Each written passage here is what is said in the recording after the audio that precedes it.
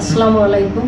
আমি প্রফেসর ফিরোজা Begum, high risk pregnancy ও infertility specialist.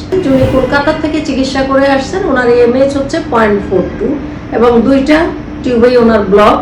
ওনার বয়স হচ্ছে 37 বছর। 37 বছর, কিন্তু আমি আগেও বলেছি যে 32-এর পরে, বিশেষ করে 30-এর পরে মেয়েদের ডিম্বাণু কমতে থাকে এবং 32-এর পরে সেটা অ্যাব্রাপ্টলি কমে যায়। এখন ওনার বয়স 37 বছর, কাজে ওনার ডিম্বাণু কম থাকবে, এটাই স্বাভাবিক।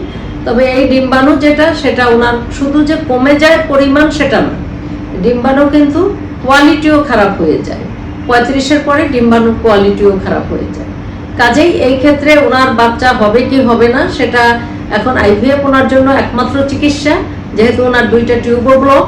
কাজেই আইভিএফ করার পরে যখন আমরা একটা পিক আপ করবো, তখন আমরা বলতে পারবো যে ওনার এই ডিম দিয়ে কাজ হচ্ছে কি হচ্ছে না, বা কটা ডিম ওনার বড় হচ্ছে, সেইটার উপরে ডিপেন্ড করবে।